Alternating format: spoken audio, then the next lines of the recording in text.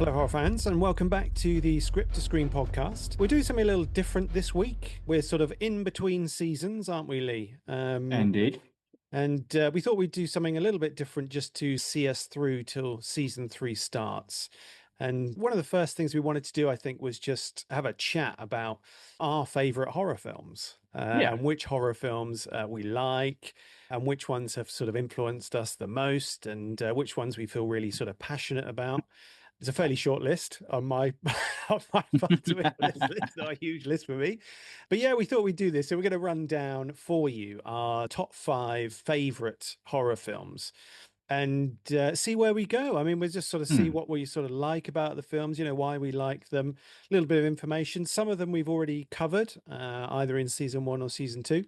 And I'm sure we'll sort of get round to most of these at some point in the sort of coming episodes. But yeah, we thought it would be fun to have a little rundown of our favorite horror movies, our top five horror films. So we've got five films each, and I think these are in no particular order. Is that fairly? Yeah.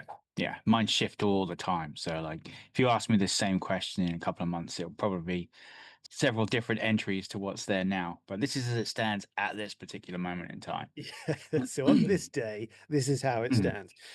So we'll Yeah. run through the sort of the five, as I say, then in no particular order, but we picked out five that today we are particularly feeling quite passionate about. So we'll start on my list, Lee, if that's all right. Absolutely, my man. Go ahead. So the first one on my list, and I think you've seen this before, but it is Brain Dead, Oh, or Dead or Alive is the other title yeah. that this is known as. And this is obviously the sort of film from Peter Jackson, sort of fairly early in his career. I think this is sort of obviously post kind of Bad Taste. But the release date for this one was May the 14th, 1993. So we're looking way back. And it was made for a budget of around 3 million. I guess that's kind of New Zealand dollars. Hmm. The box office was, terrible by from what I could see. Actually, actually getting back $242,000 at the box office. So, a bit of a sort of box office failure, I'm afraid, this Hmm. one. But runtime is around an hour and 44 minutes. And obviously, sort of, as we mentioned, the director for this one is Peter Jackson, who obviously went on to do the Lord of the Rings films, The Hobbit, Yep. King Kong, various others. Hugely well known and well respected director now, and obviously an Oscar winner for directing as well. Now, the writers on this one were Stephen Sinclair, Fran Walsh, who you probably know from the sort of the Lord of the Rings films. She's done most of Peter Jackson's films with him as well, and Peter Jackson himself. And it stars Timothy Balm, Diana Penalva, Elizabeth Moody, and Ian Watkin. And what we thought we'd do is read the sort of IMDb synopsis for this, in case you're not familiar with this film. So this is the synopsis there. It says a young man's mother is bitten by a Sumatran rat monkey. Lee, you got to be wary of those rat monkeys. I mean, they can I, be. I used to have a Sumatran rat monkey, but Did you really? yeah, they're really tough to look after. So, I I can had to imagine. I can imagine. rehome it. Yeah, you need quite the robust cage for those Sumatran rat monkeys. And obviously, she gets sick and dies, at which time she comes back to life, killing and eating dogs, nurses, friends, and neighbors. So, have you seen this one, Lee? Have you Oh, any initial yes. Yeah, thoughts? yeah, I've seen this one several times. I love this film. It's great. Yeah, it's just Yeah, I mean, bonkers, it's balmy, isn't it? Absolutely bonkers, but so much fun. Such an enjoyable film. But ironically, I absolutely hated Bad Taste. I just thought that was awful. okay, It okay, was one of the few films I just couldn't finish. It was just, and I was expecting to love it because I'd seen Brain Dead first, yeah. and I managed to pick it up, and no, it just didn't tick the same boxes for me. But for some reason, Brain Dead, absolutely loved it. Well, Bad Taste is a much kind of lower budget affair, I think, Mm. and probably it doesn't have quite the same polished. Well, not that this is particularly desperately polished, but it definitely shows its low budget roots, I think, Bad Yeah. Taste. So it may be sort of slightly harder to slightly less accessible, maybe.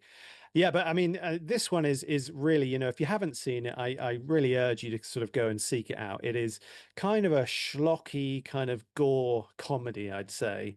Obviously, sort of some horror roots, but I mean, this one is just a real sort of entertainment fest. If you like that kind of crazy, schlocky gore sort of comedy sort of stylings, similar to sort of Reanimator, I guess, the Evil Mm. Dead films. It's got that kind of feel to it.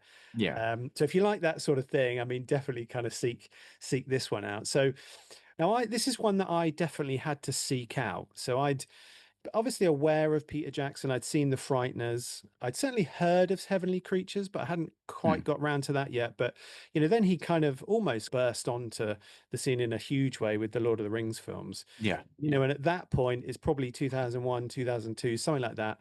I was starting to kind of seek out what Peter Jackson had done before and went back and sort of had to go and buy DVDs. And it was the age of DVDs, Lee. You could get these films. Not all of them, to be fair, were sort of region two. So that's, obviously the UK region, but some of them I had to get region ones. Went back and found, obviously, Heavenly Creatures, watched that, thought that was amazing. I don't know if you've seen that, but that's definitely worth a No, watch. I haven't seen that one. Got Bad Taste, a film called Hmm. Forgotten Silver, which is a sort of a faux documentary about a New Zealand filmmaker. That's really good. And obviously Brain Dead. Mm. And Brain Dead, dude, just it completely blew my mind when I watched it at the time. I mean, it is bonkers. And I just loved, there's a few things about it. I loved like just the handcrafted kind of nature of the effects. Mm. There's lots of different sort of practical makeup effects and sort of stop motion and various things kind of going on to sort of bring the gore and the sort of injury and the death and all of that to life. And it just feels like it's got such a handcrafted quality, and it felt like there's so much love gone into this as well. You can really tell that Jackson is just loves this kind of gore comedy sort of genre. And those were the things that I sort of initially thought, that it is fucking buck wild crazy. And it just felt like it was so much love had gone into it. Yeah, I mean, you can tell. I agree. You can totally feel that from watching the film. And one thing I really liked about it is, it just felt like at no point did their ideas seem too big or too difficult. They just kind of, should we put this in? And nowadays, if you would say that, and someone would be like, "No, that would be too expensive, or that would be too hard." We can't really do that effect on our budget. But you can tell back then they were just like, "Yeah, fuck it, we'll do it somehow." Even if we have to Yeah, like make it ourselves out of paper mache or something. And absolutely. and like you said, it just feels like a real, like a labor of love kind of movie of passion. This is Yeah, just yeah, what he really wanted to make, and yeah. he was going to make it, and he did a damn good job of it. Yeah, absolutely. I mean, the other thing for me, I think that was really sort of inspiring was, when I was going back and watching these things is looking at this and thinking, how the hell did like the guy who made Bad Taste and this go on to make Lord of the Rings? I mean, they just seem like worlds apart, right? And that Yeah. somebody had the sort of, I mean, it must be the power of that Lord of the Rings pitch, right? But Mm. just for someone to sort of invest in those movies and in this guy, to make those films, Yeah. seeing what he's made before. I mean, like this, Bad Taste, Meet the Feebles. I mean, Heavenly Creatures is slightly different because that's a really effective kind of drama, but those Mm. other three are just crazy. I mean, they are Yeah. crazy movies, just in real kind of, I mean, real poor taste, the best possible Bad way, right? taste. Yeah. And yeah, I just found that super inspiring, right? To sort of to do this and to do Meet the Feebles and Bad Taste, and then get on to sort of doing the Lord of the Rings films, and obviously Mm. having the career he has Yeah. had up to now is just really kind of inspiring. Yeah, absolutely. I mean, Lord of the Rings is one of the greatest sort of movie trilogies, movie franchises of all time, and not so much The Hobbit, but Lord of the Rings is just, Yeah. I can still happily just sit and watch those movies. Oh yeah. Any time someone says, "Oh, should we watch Lord of the?" Yep, I'm in. 100%. I'm down Yeah, yeah, absolutely. down for that. I mean, the great Yeah, thing is you can see the through line as well. You know, there's things that he's doing in Brain Dead certainly that, you know, you can look at Lord of the Rings and some of those sequences, and you can see that, you know, this is kind of Peter Jackson and some of the camera moves and some of the, you know, the sort of the makeup effects and the commitment to sort of practical makeup effects in those movies as well. yeah, I think you can really sort of see Peter Jackson's kind of style coming through all of those mm, films. But yeah, yeah, absolutely. dude, I mean, that was my first pick was Brain Dead. Just if you haven't seen it, I mean, I'd recommend you go out and see it. It has the best lawnmower sequence, I think, of any movie ever. And yeah, just go and seek it out because it is schlocky kind of gore comedy horror at its absolute sort of low budget, love soaked best, I think. Mm, good choice, man. Good choice. Okay, so my number five, and again, these are in no particular order, is a film that had a massive effect on me and my childhood and my youth, which is The Lost Boys. Oh I'm yeah. assuming you've seen The Lost Boys. I Yeah, think love The Lost Boys. Yeah, everyone's yeah, yeah. Saw this one such. early as well when I was quite young. Yeah, me too. Oh man, I love this film. So, Lost Boys was released October 23rd, 1987, and it was filmed on a budget of about 8.5 million, and it brought in somewhere around 32.5 million at the box office. So, it did okay, but it's one of those films that kind of found second life on the VHS rental and home video market because it just kind of exploded.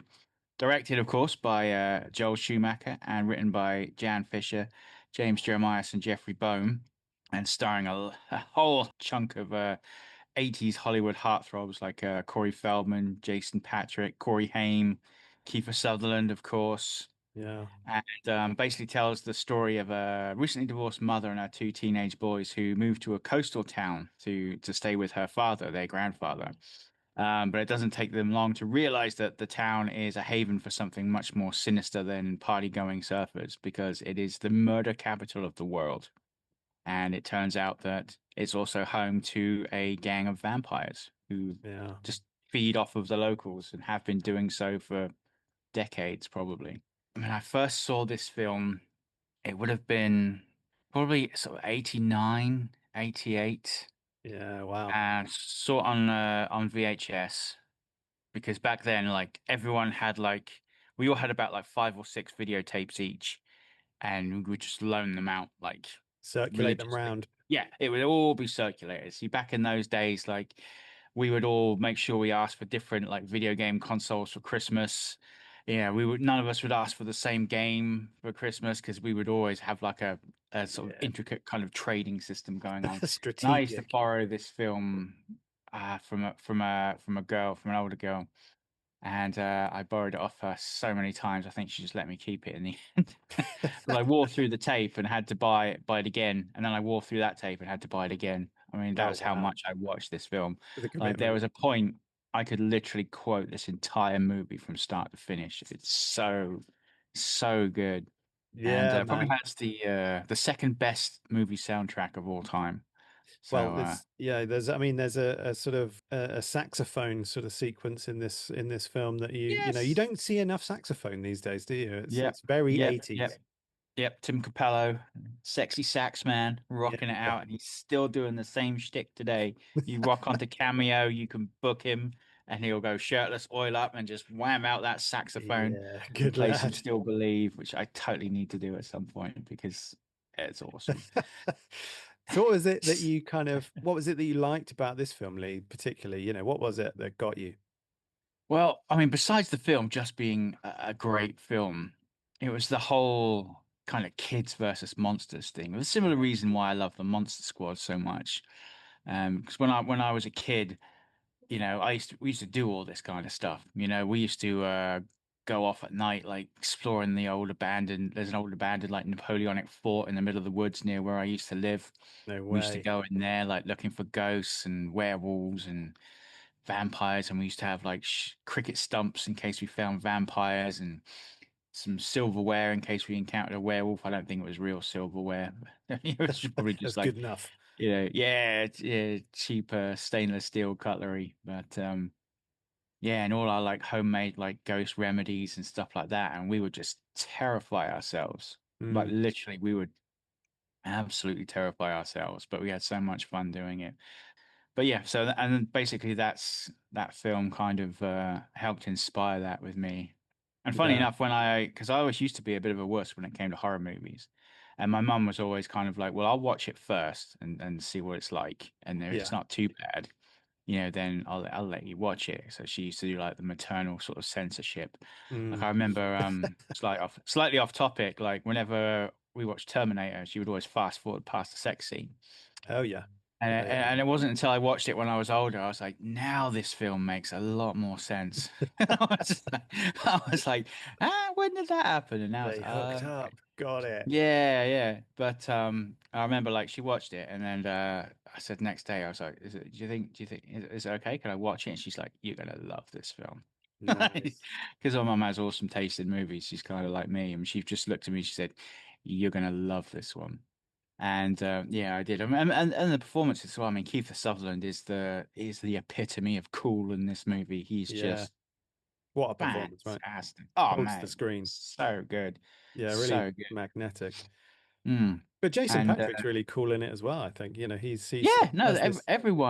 everyone does really, really well. Everyone does a really good job. I mean, the two Corys, Yeah, yeah, yeah. staple. The two Corys are fantastic. A little bit of I Alex must have, Winter in there as well, yes, Alex Winter. Yeah, yeah. That's with the I've, most outrageous curls you've ever seen. Man, that their vampire fashion was something else. It really Yeah, was. wasn't it just? I mean, I remember this film like my sister was a huge fan of this film. She's a couple of years older than me, and she kind of got me into watching this movie. And I just Mm, remember like it just had this kind of you're right with that kind of kids versus monsters thing. It's just mm. like, kids team up kind of monsters. But it did have like, I seem to remember it just having a really kind of compelling story as well. The Yeah, story of yeah. Jason Patrick and his kind of girlfriend and, Mm, the whole sort of, sort of siding with his brother against the vampires and all of that sort of thing. It yeah. had a really kind of compelling story when you're a kid, right? Yeah, Um, absolutely, man. and it looks fantastic. The I think it special just effects are really good. yeah, Yeah, yeah, yeah. The really makeup good. effects are great. Mm. And I do remember that kind of it's almost like, oh man, it's been so long since I've seen it. But I do remember like almost like a Home Alone sort of trap sequence at the end when they're in the Yes. house, right? And Yeah, it's yeah, all yeah. kicking off and they set up all these like the Frog Brothers come in and Yeah. they've got all of these these sort of insights into how to kill vampires. It was cool as fuck. Like I've Yeah. got a friend actually who has a comic book shop. Like it's the first time I've ever really seen kind of comics Mm. and become aware of kind of comic books and Yeah. the influence that they sort of have. And obviously, sort of later down the line, they sort of become, much more kind of influential in terms of movies. But yeah, Mm. he's got a comic book shop in Bournemouth, and it's called Frog Bros Comics and Oh, Books. So he's that's kind of cool. named, in sort of tribute to the Frog Yeah, Brothers and their that's little cool. comic stall. That's cool. But on the topic of the Lost Boys comics, like the two vampire comics that they had made were like they were kept in a store, like the actual guy's comic store. He actually had these replica comics. And a couple of years ago he sort of agreed to have them like copied, like a certain amount of copies made. Okay, yeah, And yeah, I yeah. managed to get a couple. So I No have way, dude. I have the two copies. They've only got like 4 pages in. Right. Like, because they only had enough money to like about 4 pages of artwork in the Yeah. books.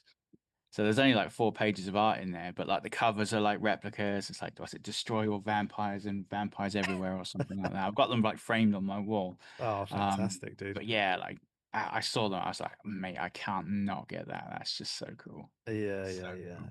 I mean, that film sort of, I think Lost Boys just oozes cool, doesn't it? It oozes Mm, kind of 80s cool. And yeah, you kind of look at this cast and Joel Schumacher's like he's firing on all cylinders, right? And this mm, and this is colorful, it's fun, it's like, yeah, just cool as. Yeah, yeah, what a cast, right? I mean, just bringing those guys to all those sort of players together is yeah. yeah, totally amazing, dude. Definitely Uh, have to uh, do an episode on that one day. yeah, definitely, dude. Yeah, yeah. I have to go back and watch that sometime as well. Mm. Yeah, truly iconic, man. Yeah, absolutely love it. Well, my next one, dude, is sort of slightly sort of similar in a way, but quite different take. So my next one is Let the Right One In, Oh, which is Swedish kind of vampire movie. mm. So I don't. Have you seen this one? Yeah, yeah, absolutely. Yep, seen it, Yeah, yeah, seen yeah. the remake. So I've seen Yeah, them both. so yeah, I saw both as well. So I mean, this one was made back in sort of 2009. So it was the release date was April 10th, 2009, Mm. and it was made on a budget of $4 million. The box office take was around about 11 million, around about 2 hours long. Directed by Thomas Alfredson, and the writer. I'm going to murder some names here, Lee, but the writer was John Lindqvist, and the cast is, I guess, Kare Hedebrand, Lena Lederson, and Pa Ragnar. And basically, I mean, the general story is this is the story of kind of a bullied young kind of boy living on sort of a block of flats, I guess, kind of estate in Sweden, and sort of strikes up this friendship with a new neighbor, a young girl who kind of turns out to be a vampire. And it was, this movie for me, it was one of those ones that I probably got on, I must have got it on DVD. I can't remember the first time I've watched it, but it would have been, probably around about sort of 2011, 2012, something like that when I first kind of got it. And I was getting into my, for a few years at this point, I'd been getting into sort of foreign films. And I'd gone down sort of the European movie kind of rabbit hole, as all, sort of sort of pompous film nerds do. And, got into sort of kind of Scandinavian, sort of noirish kind of movies, and that sort of thing, and was looking for kind of, Scandinavian directors of note. And yeah, and this one sort of came about, and I sort of must have heard about it from somewhere through the grapevine, probably, through someone, and got the DVD. And I watched it, dude, and I was absolutely I was just blown away Mm. by this movie. Like, I just, for me, I talk about Lost Boys or whatever, but there's so many great kind of vampire movies out there, Mm. and so many sort of classic vampire tales, and so many versions of classic vampire tales. But for me, this is the hands down the best vampire film ever made, and I think that's a bold claim, Mm. but It's a bold claim. it is a bold claim, but it's it's obviously subjective, right? And I'm sure everyone's Mm. got their opinions, but there's something about this movie that just kind of flicks my switches, dude. I'm not Yeah. entirely sure what it is. I guess it's for me, like the reason that I sort of love this film so much is I think that there's sort of there's something sort of that the narrative and story of this film is so powerful and kind of so effective, and so kind of tight. And if you haven't seen it, it's this kind of story of, as I say, this kind of young lad who's getting kind of bullied and is very isolated and kind of alone, and forms this kind of friendship with this girl, who's obviously a vampire, but she's got this kind of relationship with an older gentleman who's finding people for her to kind of feed on and finding Mm. blood for her. And it's, it kind of becomes clear throughout the film that they've had a long-standing kind of relationship. And I don't obviously want to spoil it, but where the sort of film goes is really kind of it's an emotional kind of film. There's a Mm. lot of drama and emotion there. And I always think of vampires as really quite tragic characters, and I don't think that's really necessarily been done a lot, in vampire Yeah. films. But this one for me just nailed that, nailed the sort of the idea that vampires are really quite tragic characters. And there's something sort of so emotionally, I don't know, like beguiling about this movie. Like the acting is really quite restrained in a way, and the tone of it is just, the way it's presented really, I don't know, there's something about the tone and the presentation makes this a really sort of powerful film, I think. Yeah, what are your thoughts? I mean, have you sort of you got any general thoughts on this? Do you like the movie, Lee, or No, you? yeah, I thoroughly enjoyed the movie. Like I said, it's been quite a while since I've seen it, and I've Mm, seen the American remake a bit more recently. yeah, So I maybe I think they're very similar, aren't they, content they are very wise? similar. Yeah, yeah, I yeah, think it's pretty much almost shot for shot remake in some yeah. cases. But no, I really enjoyed it. What did you think of the remake? I did like the remake actually. Mm. I thought it was pretty good. I mean, I thought, what is it, Chloe Grace Moretz. Moretz? Yeah, I thought she did very well, and I thought it Mm. was, a solid movie. It's been a Yeah. while since I've seen that one, but it didn't have anywhere near for me the sort of emotional punch that I thought the original had. And do you think Uh, that's because you'd seen the original first, or I think it put maybe it might be that honestly I think that there's something about the sort of presentation of this film, like the mm, just the way it's directed, where it's set, the cinematography in this film is so yeah, wonderful. yeah, And as I say, has that sort of Scandinavian sort of vibe. Yeah, it's just beautiful, man. I mean, it was shot by Hoyt van Hoytema, who does Chris Nolan's films now. oh wow, um, and it's just the colors are wonderful, and it just the cinematography is very restrained as well. mm, And there's a stillness which I think is just so beautiful. But yeah, I felt that this one was more impactful for me than the remake. It yeah, might be just a bit of snobbery though, Lee. mm. What did We you I think think about the we remake? Did you? I enjoyed it. I Yeah, enjoyed yeah. it. No, I enjoyed it. Yeah. I think I pretty much felt it was on par. But I think sometimes if we kind of I think sometimes we're kind of subconsciously biased by the first Yeah. version of something that we see, you know. Yeah, yeah, yeah. Um, and I think that could be the case here. But no, I enjoyed both versions. A really good film. Really, like Mm. you say, some really powerful imagery in there. Some really good themes. And like I Yeah, say, the acting is just really good in both sort of versions of the film, yeah, I think. yeah. Everyone does a great job. I don't think you lose anything, but if you're not a fan of subtitles, I don't think you would lose. I mean, if you can do subtitles, I know some people just don't like them, but if you Mm. can go subtitles, then definitely go for the original. But you would still get a lot of Still get something the out the experience by watching the remake, I think. Yeah, no, I'd agree. Yeah. I mean, I think the thing for me with this movie was, it made me kind of, you know me, Lee, I've never been a huge horror fan, but, Mm. this sort of really made me kind of feel that you can combine like horror, story, and sort of emotionality and do Mm. it really sort of effectively Yeah. and have it Yeah. all as one big sort of package. Yeah. And I've always sort of, my sort of bias a little bit towards, sort of horror is that it's kind of a bit of a one trick pony, and you get the scares, but you don't really get the sort of emotional connection other than the tension. But this movie sort of, as I say, I felt that the story, the writing, the sort of the emotionality of it was combined so well and really made me look at horror in a different way, I think. Mm. Yeah, I got to disagree with you on that. I think there's a lot of good horror films that I'm sure there are, I just haven't seen them, Lee. You know what I oh, mean? you've seen some, I've you seen know, I know some. that for a fact. Well, maybe this is a broader point for a different day, but I do have a lot of horror films leave me feeling slightly emotionally, I don't get a lot from them emotionally. Some do, Yeah. but Hmm. not in the same way that this did, I guess. Yeah. I feel that there's a sort of a story with this film that is head and shoulders above what you generally find in a horror movie. No, I agree with you Um, there. and the sort of the emotion I think comes from that sort of narrative. And the end of this movie is devastating, like Mm. the sort of, and how it all sort of plays out and comes together, I think is really, again, it's just for me, like Yeah. emotionally quite sort of punchy. Yeah, it made me think about horror in a different way, I think, this movie, and I think that's Yeah, why it's that's kind cool. of on my list. Hmm. Next one is a film we've already covered in the podcast, so definitely go and check it out if you haven't listened to that episode, and go and watch it if you haven't already seen it. But the film in question is The Descent, Nice.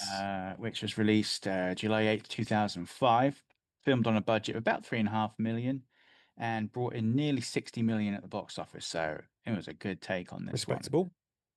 Yeah, it runs for about an hour and 40 minutes and was written and directed by Neil Marshall and stars Shauna McDonald, Natalie Mendoza, Alex Reed, Saskia Mulder, amongst many others.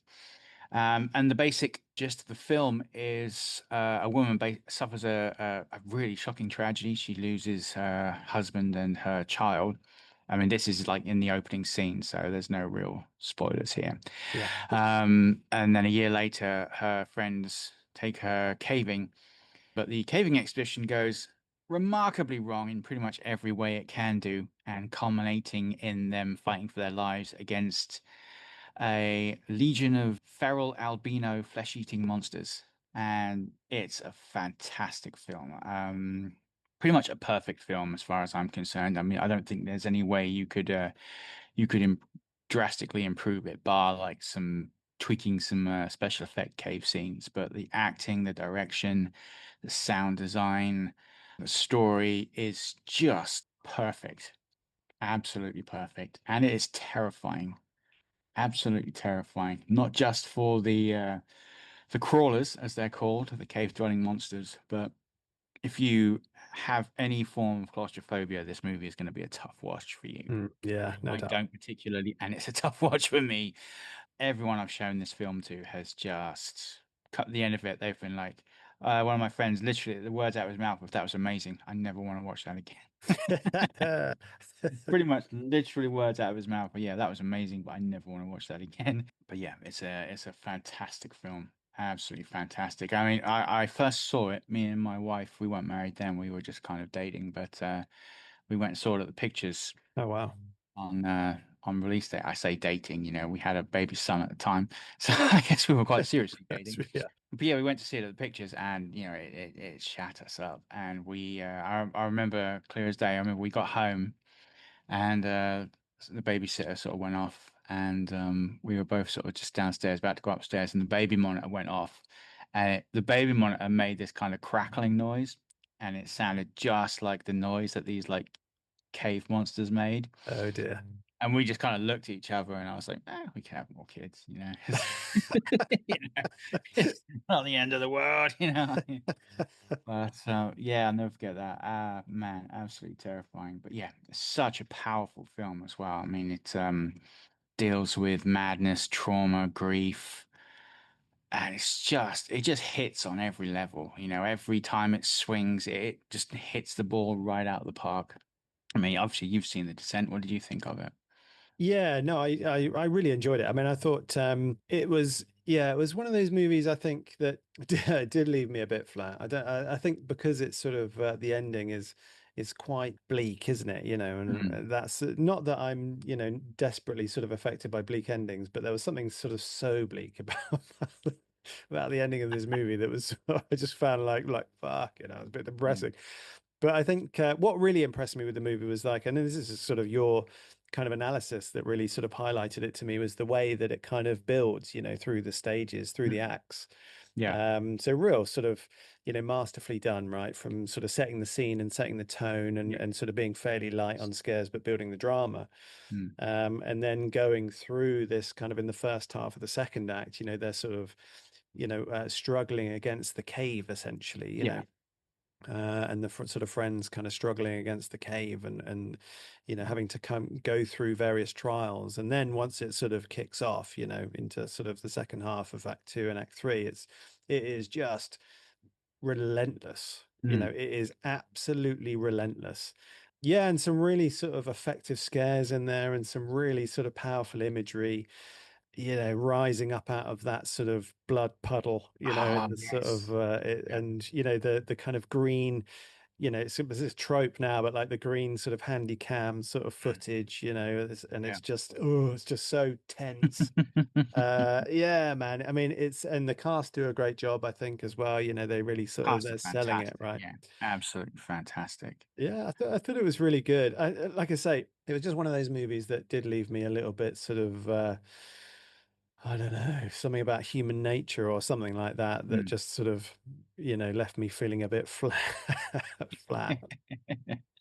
But yeah, I mean, But you could absolute always check banger. out the American version with the slightly happier ending. Well, Yeah, yeah, we covered that, didn't we? Yeah, I yeah, we did. remember you saying. Yeah, I'm not sure I would enjoy that anymore, to be honest. I yeah, mean, I think it ends perfectly well mm, for what it is. The ending that it has, no spoilers, mm, is absolutely, bang on the money, right, for the yeah, film that it is. But yeah, I absolutely. mean, it's great. Is it a fantastic film? And there's been like some rumblings that Marshall might be thinking about going back to look at prequel territory on it, Oh, which okay.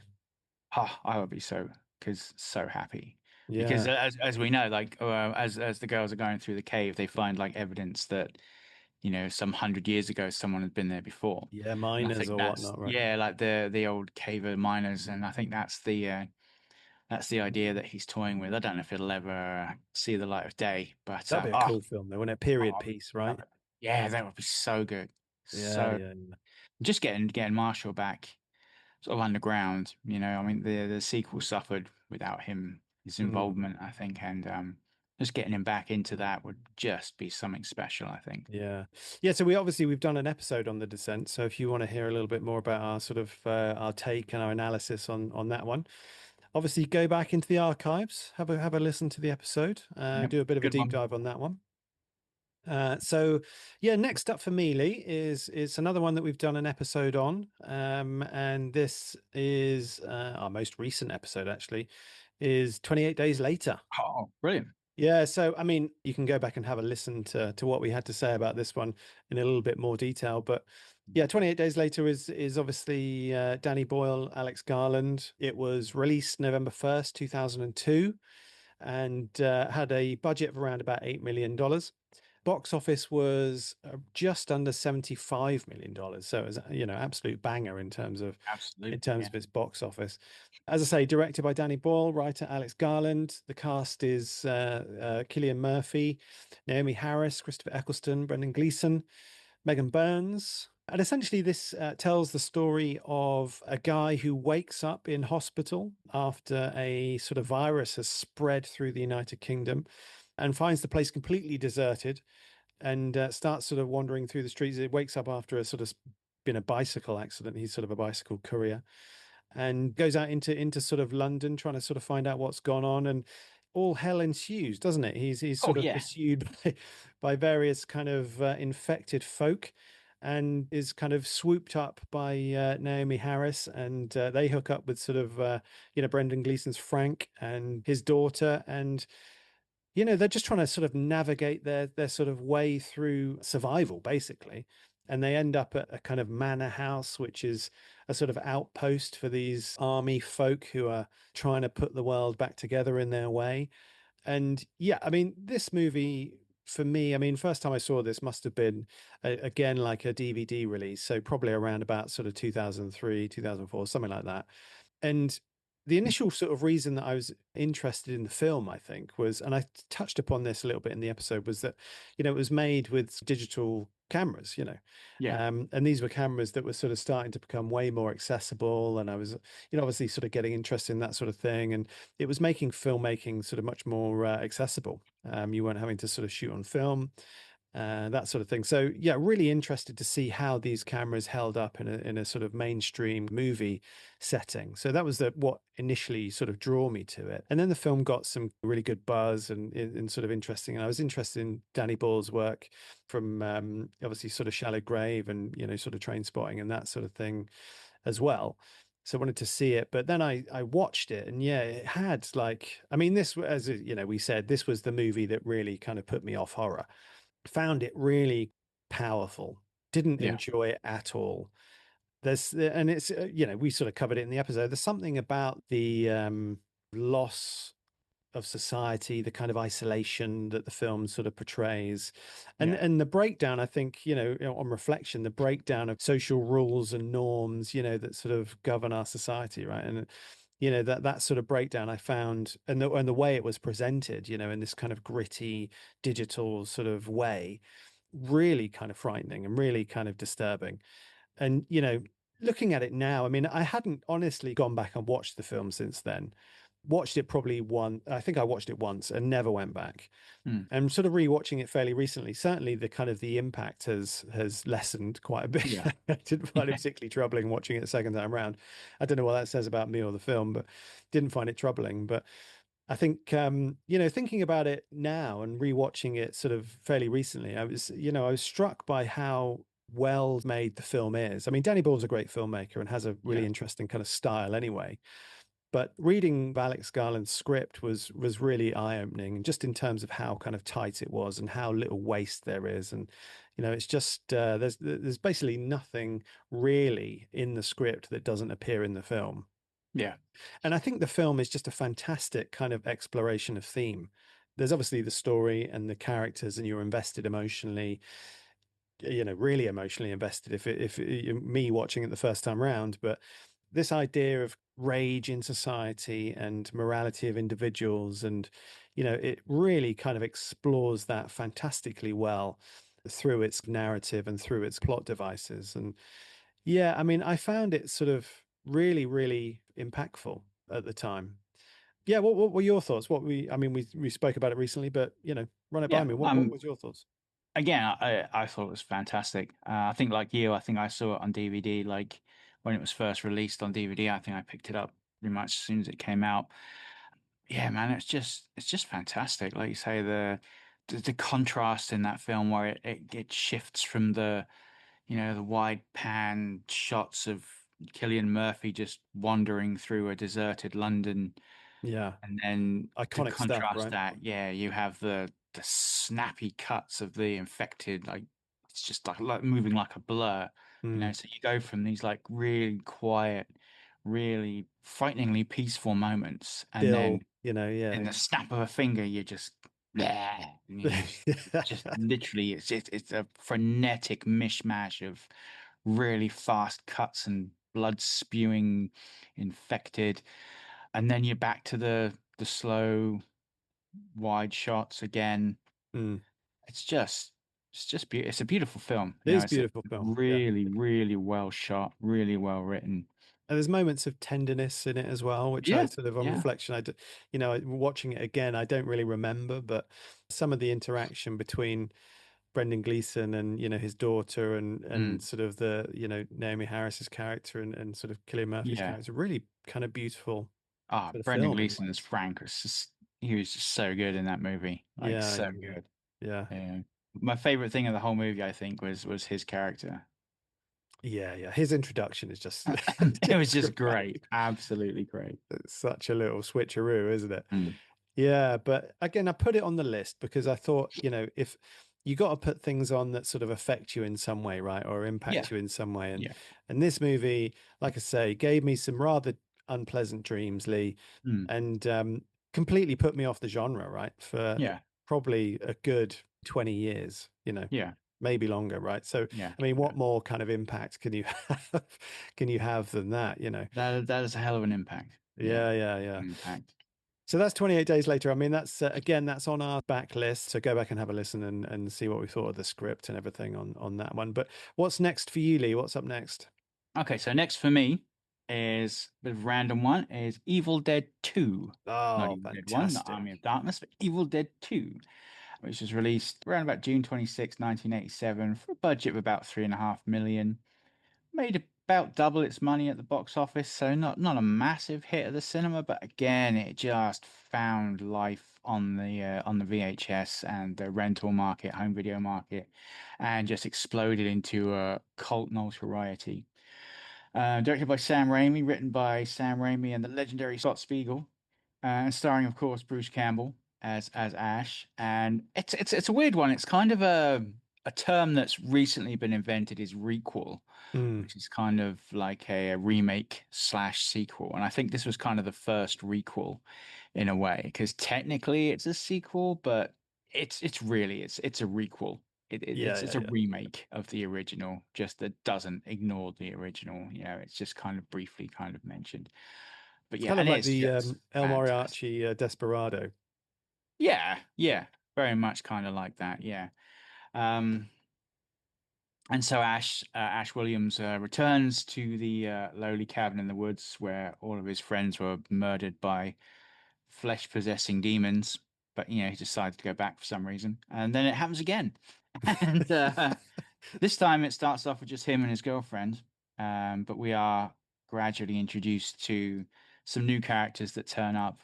And I think the thing that struck me most about Evil Dead 2 is it really kind of hits that sort of slapstick horror comedy kind of vibe that Raimi loves so much, and it just nails the balance perfectly. There's some scary moments in this film, and there are some absolutely hilarious moments in this film. The original Evil Dead is pretty much all scares all the way through. Army of Darkness is pretty much all comedy all the way through. But this is the one that kind of just perfectly hit that balance. It's Mm, funny, like literally like laugh your ass off, hysterical. And at the same time, it's shockingly brutal in places as well.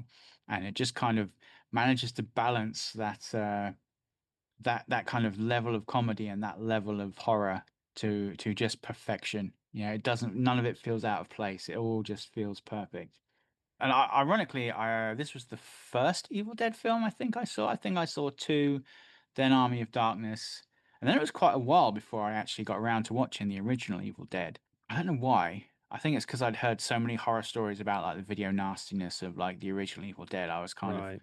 still in my sort of fledgling horror days back then, so I was kind of ooh, I don't know if I want to watch this one. It's supposed to be really like really bad, and obviously then you watch it and it's just it's not. But the genius at work and on display in that film is just incredible, and Yeah. it's there in the sequel as well. You know, it's a little bit more toned down. I think the original Evil Dead movie is where you really see Sam Raimi shine. Like really like pure unadulterated Sam Raimi from like the camera work Yeah. to the sort of special effects to like the transitions. And that's kind of toned down a little bit. I think a lot of it was because they were just kind of doing what they could with the budget they had in the first one. So they had to Had to be inventive, right? exactly, yeah, yeah. They had to be very inventive. Whereas in the sequel, they had a hell of a lot more money. So if they wanted to do something, they could pretty much do it through the studio. I But guess yeah, there's Evil a Dead greater 2. responsibility Mm, though with that money, isn't there? You know. exactly. Yeah, you need to appeal to a wider audience, I guess, because you want to make more money, which is kind of sometimes that's the antithesis of creation. I think it's you know. But yeah, Yeah. Evil Dead 2 is my next one. If you haven't seen it, we haven't done an episode on it yet. We kind of like to go through movies in order on the podcast, so I doubt we'll get round to Evil Dead 2 until we've done Evil Dead 1. Yeah. But Yeah. it's a fantastic film. It's amazing, is it? I mean, I Mm. love this movie as well. I'm a big fan of the kind of Evil Dead franchise in general. I must admit, I haven't really seen sort of much since Army of Darkness. I haven't watched any of the kind of stuff post Really? that. No, I haven't Oh watched any of wow, it. mate, you are missing out. Yeah, I've heard some good things, but you know, there's so many movies to watch. I just haven't got around to it. But Yeah, this is one of those things again when you're sort of starting out thinking about, you know, movies and you're getting into films, you kind of hear these stories of young filmmakers kind of going out and making films, yeah, you know, low budget, and they just get this kind of word of mouth reputation as being sort of absolute bangers that you kind of need to go and see for whatever reason. And, you know, this was one of those movies that you sort of, well, Evil Dead certainly was one of those movies. And then you're obviously into sort of Evil Dead 2 as well. mm, And I sort of, yeah, one of the best film experiences I had was I sort of have spoken previously about Dirt in the Gate, but they did Evil Dead and Evil Dead 2, you know, back to back, a screening of both films, both on film, and it was amazing to watch, you know, in a cinema with an audience. I think there's a different quality watching these films in a cinema with an audience yeah. than there is watching them at home. But yeah, man. And Bruce Campbell, I mean, he's just what a ledge. I mean, he's knocking it out of the park in both of these movies. Absolutely, But it's kind of absolutely. like that sort of brain dead thing. You know, you're seeing a Hmm. filmmaker who's young, who's hungry, passionate, you know, Yeah, loves kind of practical effects, loves that kind of slapsticky, gory kind of, you know, horror. He's pushing some boundaries here and there, and just comes up with this thing that sort of captures something, right? And it's yeah, goes on to become a total legend and sort of springboards a career basically off of mm, it. yeah. Definitely lightning in a bottle, I think. Yeah, amazing, dude. Yeah, absolutely loved it. Great DVDs as well. If you don't know if anyone buys DVDs these days, but the Evil Dead 1 and 2 sort of DVDs are absolutely amazing. Mm, there's a lot of good stuff, and then the commentaries, for example, are fantastic. Yeah, they're great. Absolutely great. Okay, so yeah, my next one. I mean, this is something we've done before as well, so it's probably no surprises, but the next one for me is Alien. Ah, Yeah, so I mean, this is one of my, you know, no bones about it. This is one of my favorite films of all time anyway. It's, mhm, you know, easily sort of in my top five kind of list generally, you know, occasionally slips out maybe, but it's basically kind of up there. And as I said, we recently did an episode on this as well. So, you know, you can go and have a listen and we sort of break it down a little bit in a bit more detail. I'm sure probably most people listening have seen it anyway, but the release date of this was September 6th, 1979. Budget around about $11 million. Box office $109 million. So wow, absolute smash, a smash hit, Lee. This one it was. round about 2 hours. Director, of course, Ridley Scott. Writers, Dan O'Bannon, Ron Shusett, Walter Hill, David Giler, and there was two scripts, wasn't there, that we broke down in There the was, yep. episode? Obviously, the O'Bannon Shusett one, and then the Hill and Giler one. The cast: Sigourney Weaver, Tom Skerritt, John Hurt, Ian Holm, Yaphet Kotto, Harry Dean Stanton, Veronica Cartwright. And now, I mean, the synopsis of this is, sort of everyone knows the story, right? But Yeah. the Nostromo is a sort of a commercial kind of towing, a sort of commercial refinery, basically, out in deep space, doing some mining or whatever it is they're doing. They're on their sort of way home, and the computer kind of intercepts their this transmission and stops their journey home for the crew to go and kind of investigate what this transmission is. And they go down to the planet and they find this ship, obviously, and basically all hell breaks loose. They bring a terribly stupid move. They bring the alien back on the ship, and we get the sort of the holy shit scenes of all holy shit scenes. And the alien is loose, and they've got to Yep. try and sort of capture the alien or try to survive. And turns out this alien is a complete badass, and is basically very difficult to kill. So yeah, that's the movie. But this film for me, I think, was something that I watched not knowing a great deal about it first time round. I think I sort of briefly mentioned this in the episode, but I must have been around about 16, 17 when I first saw this movie, probably on VHS. And it was, why I kind of like this film so much was just the tension, right? It's just Mm. there's something about this movie. The tone is quite kind of bleak, and but also quite sort of workmanlike in a way, Yeah. and quite naturalistic. There's nothing particularly sort of overblown about it, and it just creates this tension, which, I mean, for a film where nothing really kind of happens for the first kind of 30, 40 minutes, really, there's something about it, dude. I'm not entirely sure exactly what it is, but it is tense as all hell. And obviously, I mean, watching the film over the years, I've kind of gone on to a sort of appreciate maybe some of the things that made that tension so sort of strong, and made it what it is. And I think, looking back, I mean, the direction is great in this movie. It's just Oh kind yeah. of restrained. It's gone for Yeah. kind of realism. Everything has this kind of post Star Wars sort of lived in feel. And you see that in sort of Blade Runner as well, a few years later. The cinematography is amazing. It's kind of practical light sources, and really sort of naturalistic and realistic, until the alarms go off, and then it's kind of strobe lights Yeah. and sirens, spinning sort of lights and all sorts going on. Interesting story, actually. When I was doing a sort of film A level back in the day, it was like a film theory kind of A level. I did an essay on Alien, and it was talking about this kind of production design and the mise en scene, and how the production designer, and obviously with Ridley Scott as well, sort of decided to lower the ceilings of all Mm. of the passageways and the actual cockpit of the ship as well, to sort of hem everyone in. Yeah. And I think that's part of what creates the tension as well, is it just Mm. feels kind of claustrophobic, and you're It does trapped in this definitely. Yeah. ship, and everyone's Sigourney Weaver's sort of running around, ducking down and whatnot. It's got a great score. I mean, I think it's Jerry Goldsmith. The score here is, again, very restrained, very sort of minimalistic, but it's absolutely fantastic. And again, the acting. I mean, one thing we didn't actually sort of speak about too much with the when we did our breakdown, was how the cast sort of play their roles. Mm. With the exception maybe of Ian Holm, who Yeah. is a little bit kind of goofy at times and a little bit sort of hyper-natural. All the other cast members are just playing it absolutely straight, Yeah. and going for the sort of the realism of it. And Yaphet Kotto, Harry Dean Stanton are fantastic in this movie, and all the cast really. Tom Mm. Skerritt is so sort of naturalistic and kind of pragmatic and tired, and it's Yeah. so wonderful.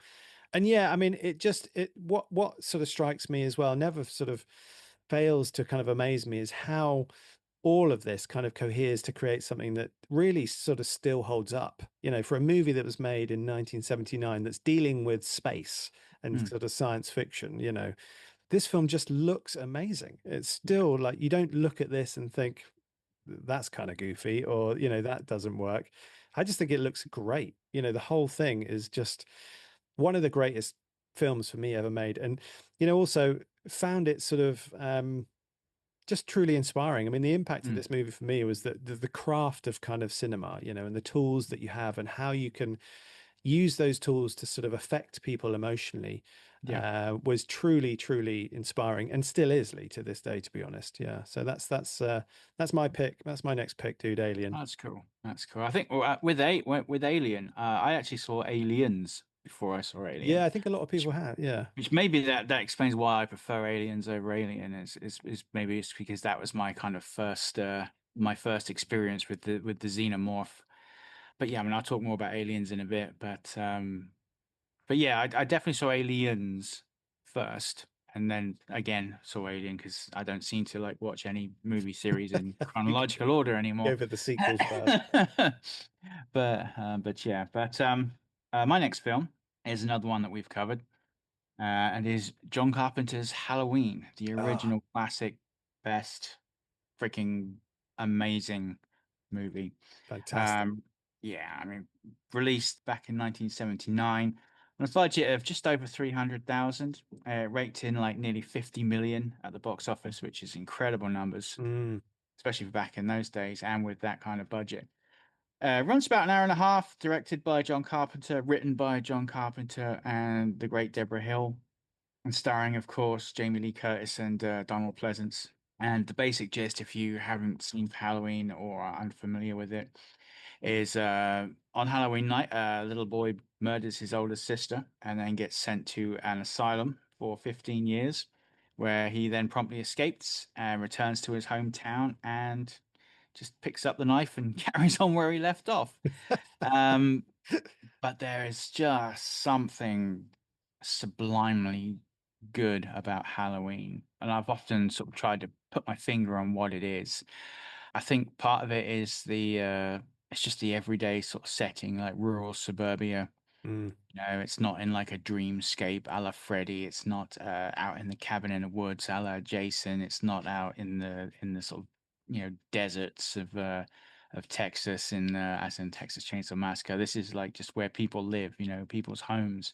Horror brought to your And hometown. yeah, exactly. And Michael Myers is just like this faceless embodiment of evil. And as the series progresses, is he human? Is he more than human? Can he be killed?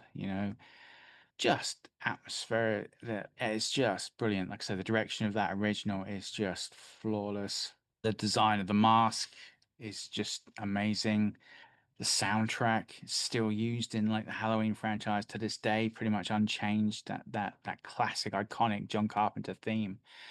There's just so much about that film. And as we talked about in our episode, kind of, is it the first real slasher movie? Maybe, maybe not, but it's the first that kind of really started to chisel out those slasher rules and that slasher template that we're all so familiar Yeah. with nowadays, and which now seems to get reworked every sort of generation into something new, like Scream and then Cabin in the Woods. And but yeah, man, there's just something about this film. I mean, the first time I saw it, it was quite late. I think I was in my 20s, really late teens or 20s, I think, when I first saw Halloween. Yeah, me too. I sort of heard of it. I knew a bit, but I just never sort of got round to it. And I'd seen like Freddy, and I'd seen like Nightmare on Elm Street and Friday the Friday 13th. the 13th. Yeah, Thank yeah. you, brain freeze. And then I kind of watched Halloween, and it creeped me out big time, which none of the others had done. Right. But there was just something about the film, because I remember sitting and thinking that's a really good film, like a Yeah. really well crafted, well made, really good film. Yeah, And I yeah, yeah. think it was one of the first pure horror movies that I'd seen. I mean, Aliens is like a sci-fi horror. Jaws, for example, is like a sort of man versus nature kind of story. But this was the first sort of proper horror movie that I'd ever seen that I'd actually sort of sat and thought afterwards, that was a really good film. Like that was like, that was a really well made, well crafted, well directed film. Yeah. And it just kind of stuck with me. I mean, to this day. And I think that was the first one that kind of opened my eyes to the fact that, you can make a horror movie and you can make a bloody great movie at the same time. You Yeah, know, sure. it can be one, you can make a great horror movie that's still a great movie. I mean, there are Yeah, yeah. great horror movies that are terrible movies. Most Mm. people would just sort of like rate them about a 4 on IMDb or something like that. But and they're still great horror movies if you're going into it wanting that kind of horror experience. I think it's Nothing the else. difference between making sort of a sort of horror movie. It's like a horror movie that stands up in the kind of pantheon of cinematic, of Yeah. great cinema. Mm. Yeah. I don't want to use the term elevated because I hate that, but yeah, you can make a great movie and a great horror movie at the same time, and I think Mm. nowadays that's a lot more recognized than it was Yeah. sort of back in the day. Back in the day, if you made a horror movie, it was just a horror movie. Even if it was a really good one, it was just a horror movie. Nowadays, you can make amazing films that are horror movies, and you will get like the recognition, from that. Mm. But Halloween was the first one that kind of really sort of like struck that home for me. Yeah, I think it's interesting. Like it's kind of cyclical with that. You get because you've got sort of, films from the sort of 20s and 30s and 40s that are horror films that are, considered great films. Mm, And even sort of into the sort of 70s, you've got horror movies from the 70s that are considered great films yeah, cinematically. yeah, It's probably that sort of 80s kind of straight to video, the way you start getting lots of kind of horrors and some more exploitation-y sort of, horrors that, yeah, possibly it gives the genre a bit of a bad reputation in terms of kind of, cinema, let's say. yeah. I think you, Um, I think you hit it on the head with that.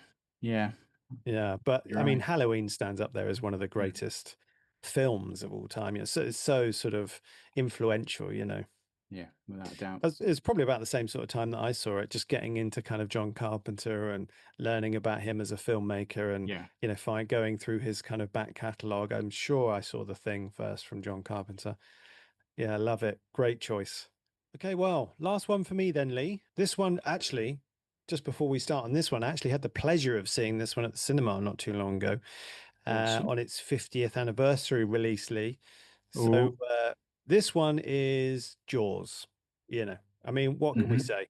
I'm sure everyone's kind of seen Jaws by this point. There's probably not like a, Yeah. a kind of a whole lot that we can say about it.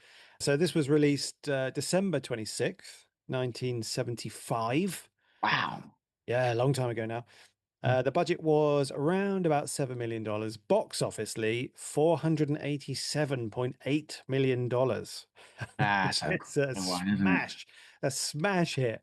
I mean, and really kind of started the sort of the summer kind of blockbuster sort of trend, I think. This Mm, absolutely amazing movie for me. Runtime around about 2 hours. Obviously directed by the legend Steven Spielberg.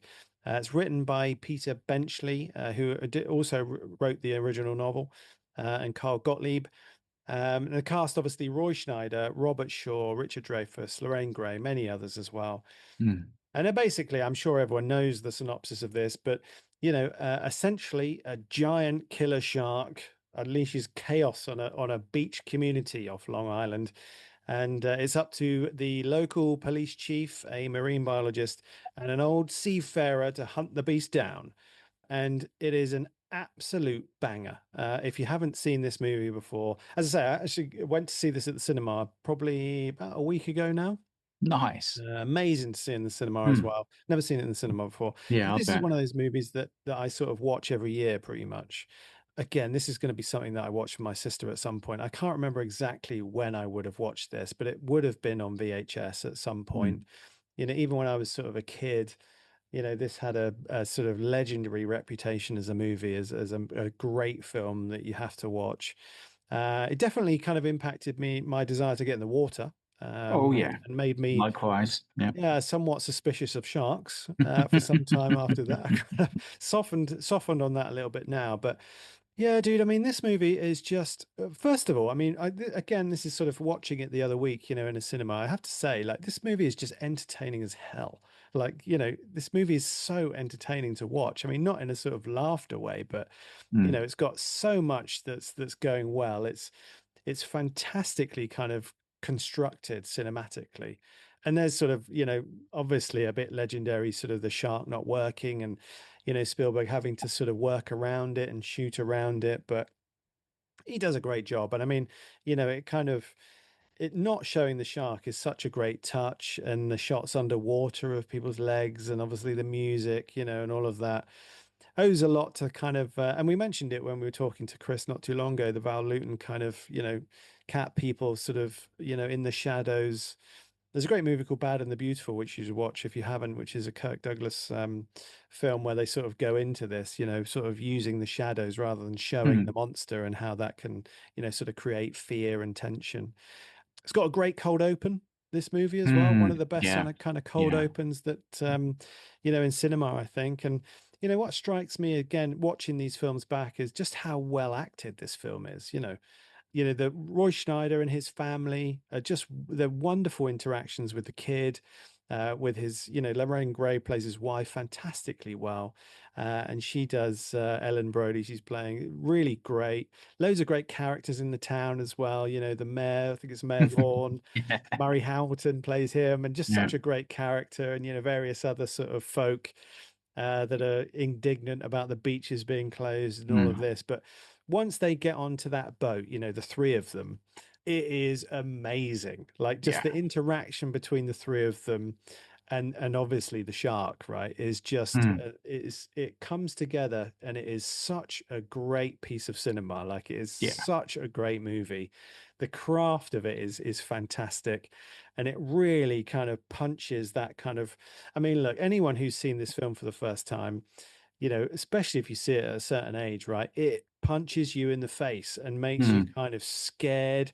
There's a primal fear going on, this kind of yeah. man versus Absolutely. Yeah. nature, sort of fear of the unknown, right? What's lurking underneath the water kind of thing. It's a cool little kind of greed thematic running through it as well, which I Mm, think is quite cool. But I mean, this is, as I say, there are a few films that I go back to sort of watch every year and get inspired, about the kind of the craft of cinema. And this is one of those movies, man. yeah. And to think like Yeah. Spielberg's 24 or something when he's making this film, it's It unbelievable. is insane. Absolutely insane. I love this film, Lee. It's in my, it's, probably top three. I mean, I can Yeah. go back to this anytime. Yeah. And I do count this as a horror film. I think it's the best horror film Absolutely. ever made. Yeah. Absolutely. So yeah, you've obviously seen this one, Lee. What are Yeah. your Yeah. general Yeah. I mean, thoughts? it's amazing. It is one of the best films ever made, no doubt. No one can kind of shit on Jaws. I will say I kind of agree with Richard Dreyfuss that I wish that they would redo the special effects in it Oh, sometimes because the shark just looks so fake. I mean, even it back in does the day, now. even back then, it looked so fake.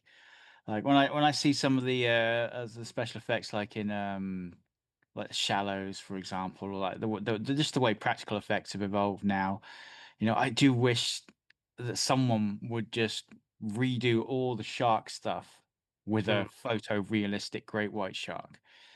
Keep yeah, the actors, keep everything else exactly the same, just and touch it literally up just with a little bit of go in, CG. just digitally take out that crappy old shark and just put a photorealistic great white shark in there. Mm, And to me, that's the only thing that stops it being a perfect film because everything else is perfect, like literally perfect. The direction, the soundtrack, the acting, the writing. It's just that dodgy shark, man. I just sometimes I love the film. Don't get me wrong. I fully realize and appreciate its greatness, mm.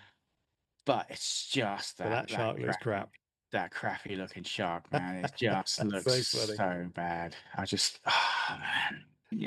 Even It's having said that, possible, Lee, but it still had an impact, right? Even oh though yeah, it was a crap yeah, shark, like it yeah, still made us scared of sharks, mm, scared to go in the water, right? yeah. But again, like you said, I think it's the scenes where you don't see the shark, like Yeah, yeah, yeah. that are more scary, or where you just see the fin.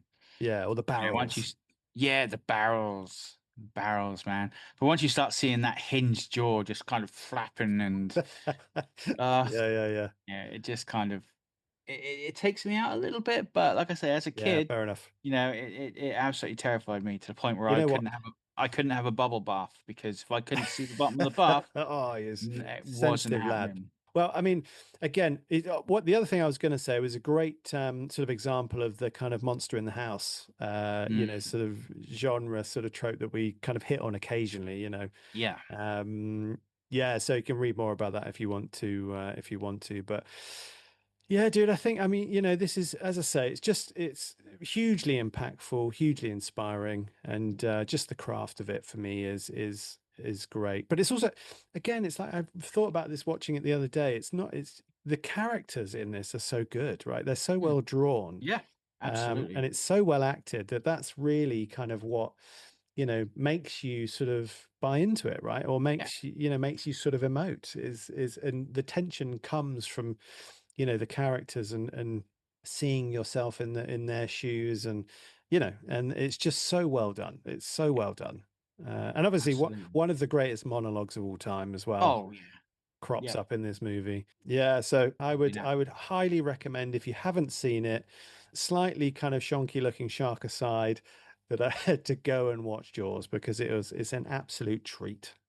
Yeah, I mean, if you haven't seen it, don't let my slating of the shark put you off because it is a masterpiece. It's probably the greatest film ever made. Yeah, if for any reason you haven't seen it, whatever you're doing right now, like just stop doing it, go home and watch Jaws.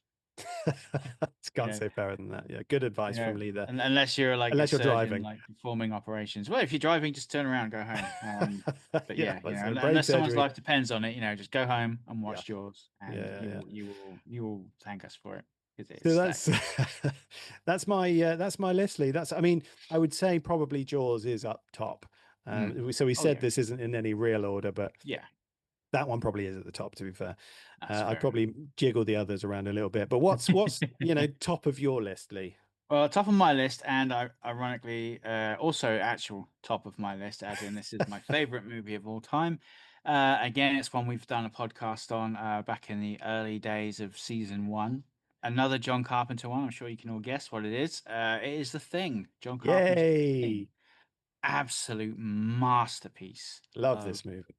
cinema. Released back in June 1982. The budget of around 15 million, only made about 20 million at the box office because goddamn you bastard people didn't go and see it at the time, preferring your aliens to be more cuddly like ET. Mm, Running for just under 2 hours, directed, of course, by John Carpenter, written by Bill Lancaster, and absolute stacked cast: Kurt Russell, Keith David, Wilford Brimley. I could go on. Absolutely fantastic cast. And the basic story is we have a group of researchers out in the middle of the Antarctic, completely cut off from the rest of civilization, and they find themselves visited by a alien parasite which can make perfect copies of anything that it absorbs. And what follows is an absolute masterclass on paranoia, mistrust, and tension and suspense. I mean, it's pretty much damn perfect. Even the special effects, despite the fact that they're 40 years old, over 40 years old, still look absolutely brilliant for the most part today. Like I said, the acting is brilliant. The direction is fantastic. You got another great John Carpenter-esque kind of score. mhm, Even though this was actually wasn't by John Carpenter, it was a Ennio Morricone sort of emulating John Carpenter. But yeah. again, still masterful, absolutely masterful. This is another one of those films where everyone I've shown it to has been similarly blown away by it. Like I've showed it to people who people in like their in their 20s and 30s, and they've just been like, "That's amazing, Mm. absolutely amazing." So I've yet to show it to someone who hasn't enjoyed it. I like to think they're not just too afraid of because I love it so much to slate the film. Yeah, break But your yeah, heart. but yeah, I'm just gonna sit in the corner and cry. Um, I don't remember the first time I saw this film. It would have been on VHS, obviously, but I do remember seeing fractions of this film. I've spoken about my mum before, like she has fantastic taste in films. I got a lot of my movie taste from my mum. Mm. And I remember sort of coming downstairs one night and she was watching a film, and I can remember clear as day the big hollow ice block. Oh The yeah. big hollow ice block. So I must have come in on that scene where Kurt Russell is kind of exploring the Norwegian camp, Yeah, yeah, yeah. and they just find that empty block of ice. And I remember seeing that. Nothing else, no other context, no sort of nothing scary, just that block of ice and that sort of context. And for some reason, it kind of just lodged in my like little kiddie brain. And and it wasn't until years later when I actually watched the film all the way through, I was like, holy shit, that is what that came from. That image just stayed with me for years and years, having no idea where it came from. And yeah, so yeah, it did have a hell of an impact on me. Just that, I think, just that whole, the sort of frozen ice. It's such an inhospitable kind of place. I'm a big Lovecraft fan, and there's a lot of kind of like Lovecraftian mythology around like the deep ice and things Mm, deep in the ice that yeah. kind of thaw out, Ancient and kind of yeah, like ancient things. And I just kind of love that whole kind of mythology and that whole kind of setting, and just the thought of things being buried in the ice and just yeah. gradually like these ancient Cthulian deities or these aliens just kind of thawing out and coming to the surface, and you're just in the middle of this bleak, inhospitable land, and as far as you can see, there's nothing, just white everywhere. And I Yeah, just yeah, yeah. something about that kind of landscape and that kind of setting which just really I find just really powerful and really beautiful in a way as well in You its can kind see of how something bleakness. that would be kind of madness inducing though, right? Mm, Just nothing absolutely, as far yeah, as the just eye can see except endless ice. white, yeah, endless Yeah, white as far as Did you you ever can see. watch a slight tangent? I think it's called Fortitude. Is that the show with the polar bears Yeah. and the frozen corpse with the bugs in it? Yeah, yeah, yeah. Yes, I watched the first season of that. Yeah, I Yeah, watched that the was first pretty season. Yeah. cool. It was pretty That was good. pretty Similar sort of cool. idea though, Stanley isn't it? Tucci, wasn't it? Yeah, yeah, yeah. He's Yeah, great. Yeah, Stanley absolutely Tucci's great. always great, man. I've Yeah, never seen a Christopher bad Eccleston as Stanley well. He was Tucci in there from first performance. season, I Yeah. think. And also, wasn't it Michael Gambon? Was he in there? I think so. I think Yeah, so. yeah. But I just That's remember good. like a bit of polar bears and a bit of that kind of those kind of prehistoric bugs. Yeah, That yeah, was yeah, yeah. but yeah, that was a cool one. That was a cool one. Yeah. Yeah. So, I mean, this one for me, I sort of, again, sort of going back to that kind of John Carpenter exploration was when I sort of first saw this, but I absolutely love this movie, dude. Mm. I mean, it has to me that weird sort of thing that you can't quite put your finger on, but it is John Carpenter, Yeah. and kind of all of his films have that somehow, right? You can Mm. look at his films and be like, yeah, that's a John Carpenter movie. Yeah. I'm not sure what it is, but it has a something. There's just something he has that kind of auteuristic sort of nature, doesn't he? There's just something about his films that Mm, like Tarantino, you could watch a Tarantino film without knowing who directed it, and you'd know it was a Tarantino. And it's the yeah. same thing with Carpenter. You can watch a Carpenter film, and there are films that have been released since, and a lot of people have said that's very Carpenterist. There's a film called The Void. I don't know if you've seen it. Okay, no, I haven't seen that. It was released 5, 10 years ago. It's very much kind of in the mouth of madnessy, Right. sort of Precinct 13 kind of vein, lots of practical special effects, and everyone was kind of like, this is probably like the most John Carpenterish film John Carpenter hasn't done.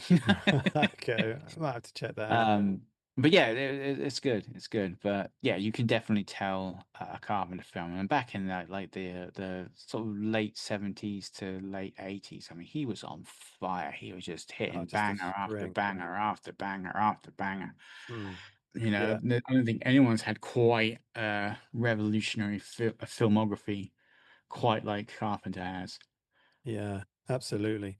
Well, and obviously we had a look at the script on this one as well, and it's a really Mm, what was interesting again for this was how the sort of tone of the script impacted the kind of the tone of the film. I felt, yeah, I thought that yeah, it it's a was really good script. Yeah. yeah, you can see a direct link between the interpretation of the script and the film, and yeah, it's really sort of interesting to have a read of that, Mm. I think. Yeah, great stuff. Well, I think there's some honorable mentions, isn't there? Some stuff that, Absolutely, were yeah. I've got a nearly few, made our and list, but you've got weren't a quite few. top five Hmm. materials. So what came close for you, Lee, but didn't quite get on the list? The closest to coming on the list was actually A Quiet Place. Like Okay, I nearly swapped that out for The Descent so many times. interesting. I was literally just going from one to the other, from one to the other, and I was like, oh man. And Yeah. I watched that film like twice in the past week, Yeah. because it's our season three premiere is going to be a Quiet Place. So Nice. so I've watched that film a few times and the sequel, and yeah, it almost.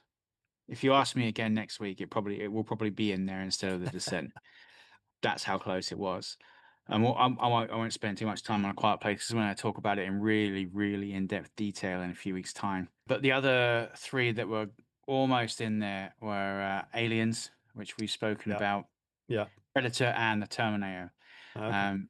And this kind of three film franchise were massive influences on me in my youth. I mean, I'm so happy that I kind of grew up in a time where like Aliens, Predator, and Terminator were really sort of like good franchises. This is That's before they'd all the just been like 80s. Let's sequel call it to the 80s. yeah. This is before they were all like sequel to shitness. You know, Yeah. like Yeah. great. I mean, having said that, I mean Predator. The last couple of Predator movies have been really good. Apparently, Alien Romulus was great. Apparently, Alien Earth is pretty good. I haven't watched it yet. I've been waiting for the whole thing to Heard it's come out pretty so I good. can binge it. Terminator, unfortunately, hasn't had a really good film since Terminator 2, I don't think. Mm. Although I did really enjoy Salvation, which most people seem to hate, but I quite enjoyed that one. I thought that was quite a Yeah. I thought it was okay actually. I hmm. think it was too Yeah, bad. but there's been nothing of a high caliber, I don't think, for Terminator for a while. But when I was a kid, I mean, there were comics of these things out. Like every month there was like a new Terminator comic, a new Predator comic, a new Aliens Yeah. comic, Yeah. and then there was like Predator versus Aliens comics, and then there was like RoboCop versus Terminator comics, and there was toys, even though like kids weren't supposed to watch these films. There there were like Yeah. toys and action figures of them all. Yeah. And it was just video games, and it was just great. Like, Great time to be a kid, right? No it was a internet. great time to be a kid. Great time to be a kid. I remember I've spoken earlier about like my Terminator thing where my mum used to censor the sex scene all the time, so I never knew there was a sex scene in the Terminator until I Mm. watched it when I was about like 8, like about 15, 16. And I was like, ah, okay. Um, I mean, Aliens as well, another great one. I remember Predator. I remember the first time I watched Predator because again, I watched it with my mum, and we got to kind of the end when he was taking his mask off, and we were both just kind of like, oh man, and we kind of went, it's. I should have left it on because it's gonna look rubbish. Yeah. It's gonna look rubbish. And then he kind of takes his mask off, and he's like the mandibles and that beautiful kind of Stan Winston style, and we were Oh, both just like. amazing. Oh, okay. That's fucking good, man. That's really fucking good. Yeah, they done it. Nailed it. But yeah, I'll never forget that. Never forget that because that whole kind of look with the mask was just so good, and we were like, oh God, don't take it off. It's just gonna be some shitty Yeah, it's gonna mask ruin or it. something, and it was just the best practical effects I've Classic. probably ever seen in my life. Yeah. What do you think But about yeah, like Terminator versus Terminator 2? I actually prefer Terminator, the Okay, original. cool. Yeah, yeah, yeah. Yeah. I Well, actually prefer the original. there's a sort of road movie quality about the Terminator, or the Mm, pursuit kind of thing mm, going on that is there's something quite sort of horrific about that, right? yeah, Relentless kind of yeah. pursuit, you know. Terminator 1 is a pure horror movie, I think. Yeah. It's a full-on sort of horror movie. A lot of people don't really kind of realize quite how horrific it is. Mm. Whereas Terminator 2 is just kind of like a full-on kind of action thing. It's kind of like the Alien and Aliens discussion that we've had Yeah, before. yeah, yeah. How I prefer Aliens, and you prefer Alien. I think Terminator 2 is kind of like the Aliens to the original Terminator. Do you know what I mean? It's bigger. I mean, Cameron as well, obviously, but Mm. it's like bigger. There's more action. There's more Terminators. There's Yeah. more of everything. But I think, like, say, that original was just that unrelenting, unkillable thing just coming after you, and it's Yeah. never going to stop. It's always going to be like, it's almost like kind of like it follows in a way. This Yeah, thing yeah. could be anywhere, but it's always going to be coming for you no matter where you are. And I think Mm. that's terrifying. And then if it can't find you, it will go in after your loved ones and like, Yeah. try to lure you out, so there's no It's no such a getting great away from concept, it. right? I mean, just Magnificent. such a great concept. absolutely magnificent. Really, again, really great acting, directing, performances.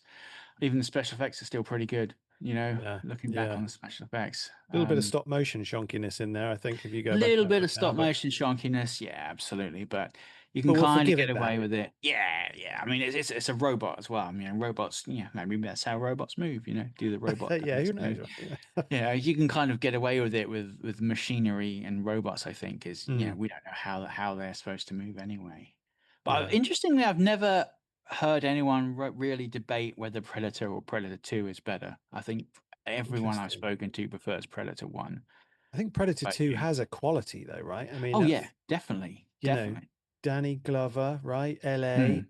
Yeah. Predator in LA. There's something about that which It's is definitely the a second best tough Predator movie, film, I isn't it? think. Yeah, it's From what I definitely the second remember. best Predator movie, but that original is just it's just a masterwork, I think.